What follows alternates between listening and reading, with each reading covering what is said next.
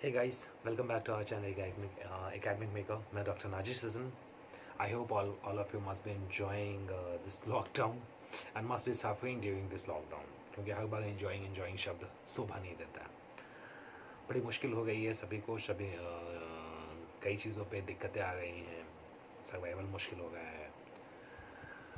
But इस हालत पे थोड़ा बहुत तो सरकार को कोऑपरेट करना और नहीं पूरा करना बनता है.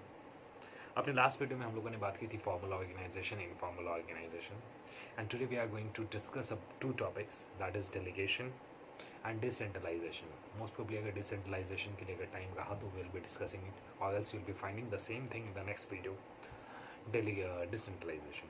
Let's come to the point and let's discuss about the topic delegation of the authority. होता क्या है? The same style will be followed. Initially, we'll be discussing the points into English and then we'll be discussing it into ठेठ भाषा, खाटी हिंदी भाषा. ठीक है. What is delegation of the authority? Delegation, whereas authority, responsibility and accountability works. Delegation means you are giving your power, your authority, your responsibility and your accountability to someone else. Although you need to understand that yes, what can be delegated and what cannot be delegated. What is delegation? Like you're giving kind of power to your subordinate, to your work colleagues, to your co-workers, to do the same thing on behalf of you, which cannot be done alone by you, or that can be done alone by you, but at the end of the day, but the performance level of the organization may be get affected by the if you're not going to do this. So, what is authority, responsibility, and accountability? Authority, responsibility, accountability. Let's understand this authority, responsibility and accountability. Meaning right to command. This is authority. The meaning of the authority is right to command, to rule, to guide the person. Whereas you'll be talking about responsibility, need to do work which is assigned. Responsibility means you need to do the work which has been assigned to you by your concerned authority, by your bosses. You need to do that activity. And accountability is assurance or answerable towards the person who have assigned duties to you. You are answerable towards the person who have assigned duties to you. That is accountability. Delegation, yes, authority can be delegated, whereas responsibility can't be delegated and accountability can't be delegated. Origin arises from the formal position. That yes, this authority arises from formal position, formal organization, formal bosses, whereas responsibility arises from delegated authority, who have delegated his authority to you, and this accountability arises from the responsibility. Accountability which is there within you for which you are answerable, that arises from the responsibility. Flow, superior to subordinate, top to bottom. Flow, subordinate to superior, bottom to up. This is for responsibility. And for accountability, subordinate to superior means bottom to top, subordinate to superior. So this was all about authority, responsibility and accountability. अब बात करेंगे इसको अपनी हिंदी भाषा में, खाटी हिंदी भाषा, जिसमें समझ में अच्छे तरीके से आएगा. डेलीगेशन. डेलीगेशन मतलब अपना काम दूसरे से करवाना या उनको अपने काम को सही तरीके से करवाना. ये कब होता है, किस सिचुएशन में होता है? वो तब होता है, वो उस सिचुएशन में होता है कि जहाँ पर आपको कार्य को, कोई काम को दिया गया हो और आपको कहा गया हो कि आप इस कार्य को करिए. इसमें डेलीगेशन को 3 पार्ट में बांटा गया: ऑथोरिटी, रिस्पॉन्सिबिलिटी, अकाउंटेबिलिटी.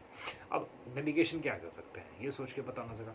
आपके पास पावर ही नहीं है, आपके पास कोई ऑथोरिटी ही नहीं है, आप डिसीजन मेकिंग पर्सन ही नहीं है, तो आप क्या कर सकते हैं? कुछ नहीं. तो डेलीगेशन का बेसिक पर्पस ये है कि आप अपना ऑथोरिटी जो आपको दिया गया है उसको आप किसी और को डेलीगेट कर सकें. रिस्पॉन्सिबिलिटी, आप जब अपना ऑथोरिटी, अपना पावर उसको देंगे तो उसके साथ उसकी रिस्पॉन्सिबिलिटी भी बनेगी कि उस काम को अच्छे तरीके से कर रहे हैं.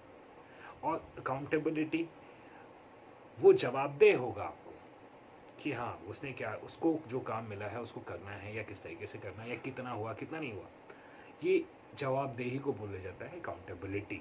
आप इसको समझने की कोशिश करते हैं। सपोज आप और हम सेम ऑर्गेनाइजेशन में काम करते हैं, मैंने बोला कि I am your boss, you my junior. मैंने आपको बोला कि ऐसा करो, एक रिपोर्ट दिया करो कि पिछले 3 महीनों में मार्केट में कहाँ कहाँ पर इस प्रोडक्ट का डिमांड आया है या कहाँ कहाँ से प्रोडक्ट का डिमांड घटा है या बढ़ा है। ठीक है, मैंने एक एरिया आपको बांटा, that is eastern India. Eastern India में जो 6-7 स्टेट आ गए हैं, 9 स्टेट आ गए हैं विद इन आवर ऑर्गेनाइजेशन। मैंने बोला कि इसका एक रिपोर्ट बना के दो। आपने क्या किया, मैंने ये जो रिपोर्ट आपको बनाने को बोला, क्योंकि सारा डेटा तो मेरे पास भी है कि पिछले 3 महीनों में कहाँ कहाँ पे सेल घटा बढ़ा, इसका डेटा तो मेरे पास भी होगा। बट ये रिस्पॉन्सिबिलिटी मैंने आपको दी, आपको ये काम दिया, तो ये क्या हुआ, मैंने अपनी अथॉरिटी आप तक डेलीगेट की कि आप मेरा डेटा को एक्सेस कर सकते हो। रिस्पॉन्सिबिलिटी, ये आपकी जिम्मेदारी कि इसका एक रिपोर्ट बना करके मुझको देना है। Accountability, with in given period of time में देना है। अगर नहीं करते हैं आप ऐसा, तो आप जवाबदेही आपकी बनेगी, आपको मुझको जवाब देना पड़ेगा कि हाँ क्यों हुआ क्यों नहीं हुआ। डेलीगेशन, अथॉरिटी मैंने अपना पावर तो आपको दिया है, रिस्पॉन्सिबिलिटी आप अपना पावर किसी और के पास नहीं दे सकते, क्योंकि ये काम आपको करना है, रिपोर्ट आपको बनाना है। अकाउंटेबिलिटी, जवाबदेही भी आपकी है, ये दूसरे के ऊपर आप डेलीगेट नहीं कर सकते हैं। So responsibility and accountability can't be delegated. Origin from the formal organisation, जैसे मैंने बात किया कि यहाँ पर सभी चीज़ें फॉर्मल ऑर्गेनाइजेशन में होती हैं। हाँ, इन फॉर्मल ऑर्गेनाइजेशन में ही इनफॉर्मल रिलेशनशिप या इनफॉर्मल ऑर्गेनाइजेशन बन जाता है, वो अलग फैक्टर है। बट डेलीगेशन जो है वो फॉर्मल ऑर्गेनाइजेशन में होता है। क्यों होता है, क्योंकि यहाँ पर जवाबदेही होती है और रिस्पॉन्सिबिलिटी होती है। अराइज फ्रॉम द, वहीं पर रिस्पॉन्सिबिलिटी जो है वो अथॉरिटी से आती है, अथॉरिटी जो है अकाउंटेबिलिटी जो है वो रिस्पॉन्सिबिलिटी से आती है, जवाबदेही किसकी बनती है, अकाउंटेबिलिटी से। फ्लो सुपीरियर टू सबॉर्डिनेट, ऊपर से नीचे आता है। क्या होता है, अथॉरिटी, मैंने बॉस था, मैंने आपको काम दिया, अपने ताकत को आपको दिया, this is superior to subordinate. Responsibility, जवाब आपको देना है, सबॉर्डिनेट टू सुपीरियर। रिस्पॉन्सिबिलिटी, आपकी जिम्मेदारी कि मेरे को सब करके देना है, नीचे से ऊपर करके देना है, इस तरीके से। ठीक है, अकाउंटेबिलिटी, स्टेबिलिटी हो गई आपकी, सबॉर्डिनेट टू सुपीरियर, सेम वही वाला स्टाइल, नीचे ऊपर नीचे ऊपर। मतलब आपको नीचे से ऊपर इसको देना होगा। आपकी जवाबदेही बनती है कि नीचे अगर आपने गलती की, अच्छा काम किया, बुरा काम किया, जो भी कुछ, आप अपना रिपोर्ट किसको दोगे, मुझको दोगे। So this is called accountability. Now coming to the point, importance of this delegation of authority, and we'll be coming up to the wind of this video. What is the importance of delegation of authority? Important is effective management lead, whereas all the activities which is being done within the organization, that done with the effective management led, whereas management have been assigned all the duties, responsibilities with a very responsible way. Employee development through the delegation authority, they exercise or experience the risk and growth of the skill. Like, okay, like if you are delegating your authority, your power, your decision making skills or everything to your subordinate, you are actually making him or her capable of taking tough decision, strong decision within the organization, which is enhancing his risk taking capabilities, which is enhancing his or her skills, his communications, his confidence. I mean, you're giving a kind of opportunity for the growth to the concerned person. Another, it motivates employee. Like, you're giving a kind of motivation to the employee because you're showing your trust to the concerned person. And showing trust is one of the major source of giving showing trust is one of the major activity which motivates another one is that opportunity. We are giving opportunity to the new employee, helps developing hierarchy, whereas you are expecting, okay, all of them or everyone should work in a together manner or in an organization. So this was all about importance of this delegation of authority. We'll be discussing the same thing into Hindi with a relevant example. उसके बाद आज के topic को wind up करेंगे। तो होता क्या है, सबसे पहले ये इफेक्टिव मैनेजमेंट का के जरिए से होता है कि वो वहाँ पे अपने सारे अधिकारों को अपने जूनियर को देती है। और वो जो जूनियर होता है वो कहीं ना कहीं उसको आप ग्रोथ करने का, स्किल को बढ़ाने का, रिस्क टेकिंग कैपेबिलिटी को आप उसको बढ़ावा देते हैं। कैसे देते हैं कि आप उसको एक मुश्किल वक्त, एक मुश्किल सिचुएशन का फैसला होता है उसके पास, और उसमें उसको अपने डिसीजन को लेकर के ऑर्गेनाइजेशन के ग्रोथ को अचीव करते हुए